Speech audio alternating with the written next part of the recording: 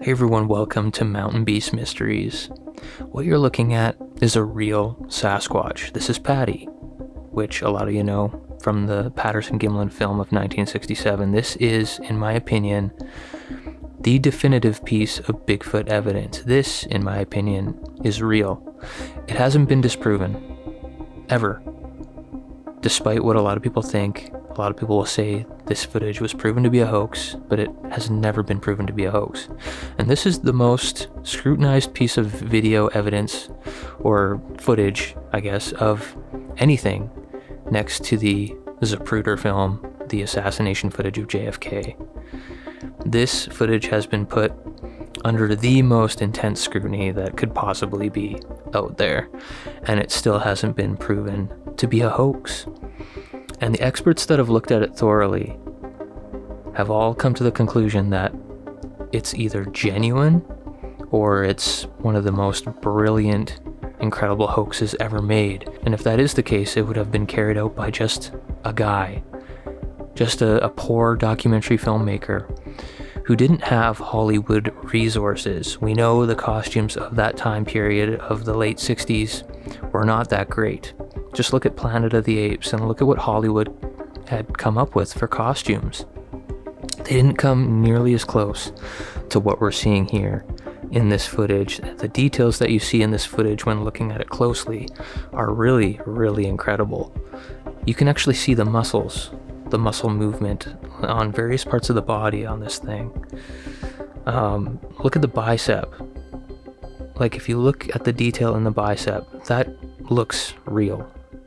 Just little details like that. The muscles in the glutes, they actually change in various portions of the film. The whole encounter, the experience of this footage being shot lasted, like 53 seconds or so?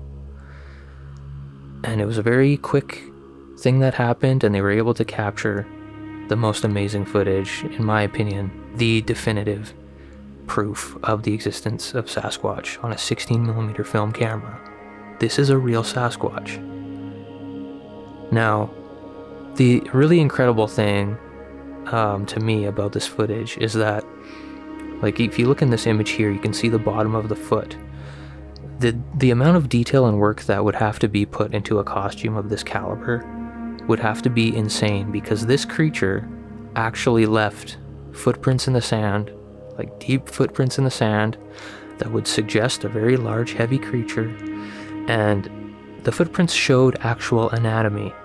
It wasn't just a thrown together costume, shoe, or boot.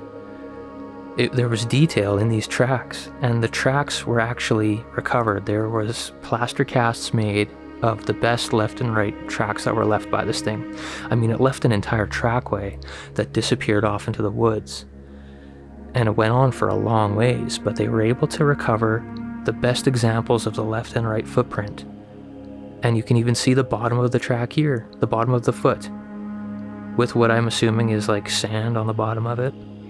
But it matches up, like visually, with the tracks left behind in the sand. And it's like, there was a real living, breathing creature walking through that area of Bluff Creek in California in 1967. To be able to make a costume that is that detailed, to actually leave behind footprints that also stand the test of time as far as, analysis and scrutiny goes, that is incredible. That is incredible. After all these years, this footage still stands. And I believe it to be real. This is the one piece of Bigfoot evidence that I believe to be 100% genuine. Just look at the detail in the glutes and the backside of this thing. I mean, I bet you didn't think you'd be spending your evening looking at the rear end of a Sasquatch, but just look at the detail. Look at the detail. Here's a shot of the backside of a gorilla, and you can see it's very similar. It's not exact, obviously. We're looking at two different species of animal or being. But look at the detail. And the muscles, you can see the muscles in the back, in the glutes, you can see the muscles in the legs in certain parts, you can see the biceps, you can see, the frontal female anatomy. It's real. it's real. And like I said, a lot of people will try and say that this has been proven to be fake, but they really don't know what they're talking about because it has never been proved to be fake, ever. This is a real Sasquatch, and that's the most amazing thing, is that we have this clear picture of a Sasquatch. Like, there it is. That's what we're looking for. That's what we're looking for. But then we have to think, if this is a real Sasquatch right now, in this image, in this video, we're looking at a flesh and blood being of some kind that is physical and able to leave tracks in the sand. It can leave impressions. But maybe there's also more to it. Maybe sometimes this thing isn't visible. And a lot of people will say things like that as well in their reports. They'll have experiences that, that lead them to the conclusion that this thing is not just flesh and blood. But in this instance, we're looking at this thing in physical form, able to, interact with the physical environment, able to leave footprints. But then you have experiences like what was documented with the Sierra sounds, Ron Moorhead's Sierra sounds, the vocalizations, which those vocalizations and a lot of the other things that were reported to have happened in that scenario led them to believe that there was so much more to these things, because a lot of it was very supernatural, almost like Skinwalker Ranch style, with so many different things, weird things that were happening and seen, like weird light anomalies, orbs, and just other strange noises that were documented. But there it is. That is a Sasquatch, whatever it is, flesh and blood or supernatural, whatever you want to believe it to be. This is an image of Sasquatch in physical form that I believe to be 100% genuine. And this is what keeps me, confident in the quest for Bigfoot, keeps me going out into the wilderness, is knowing that these things are out there. And it's thanks to this footage. This, to me, is the smoking gun. And, captured in a time where there was no computer effects. This was shot on film spontaneously. Like, they were in an area where they knew there were Sasquatch based on reports that they had heard of. They were in the right area, they were on horseback, and Roger Patterson and Bob Gimlin were able to capture this footage of the creature as it's fleeing. Now it's walking away, it's fleeing the scene, but it's confident, it's not totally scared. And in this famous frame 352, you see this thing look at the camera and acknowledge that they're there, but it's not scared, it doesn't run away. This thing, whatever it is, this female Sasquatch, it doesn't display the same element of fear as any other animal would, like a deer or something like that would just run away and flee the scene. But this thing just quickly walks away in a way that no other being, or in a way that no other animal of the wilderness would. It's like a person. It's just mind-blowing to think that these things are out there in the wilderness areas of North America. When you're going camping, when you're going hiking, keep that in mind. These things are out there somewhere. These other upright hominids, these other beings, what are they exactly? What's their history? Where did they come from? How have they remained so elusive? I believe the Patterson footage to be real, and if you do as well, then Sasquatch is real. And there it is. These things are out there, people are seeing them, some people are filming them, and maybe one day we'll have another piece of footage come out that's just as good as this. I mean, we have the AI thing going on nowadays. It's easier to fake footage, but I still think it probably is possible to prove the existence of Sasquatch with footage.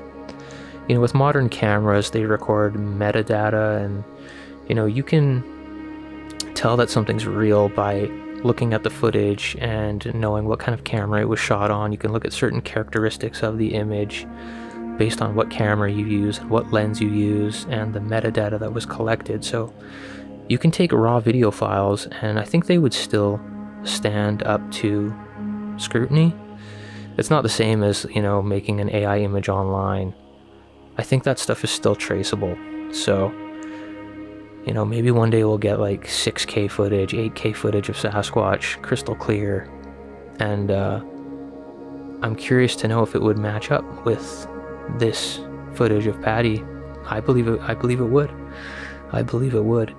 But it's just like this video is so popular and has been thrown around so many times over the years that people don't really take it seriously. But just stop and think when you're looking at this video. This is a real Sasquatch. This is what's out there somewhere in the wilderness. It's creepy to an extent. Like, it's kind of creepy to know that these things are lurking out there and people are actually running into them.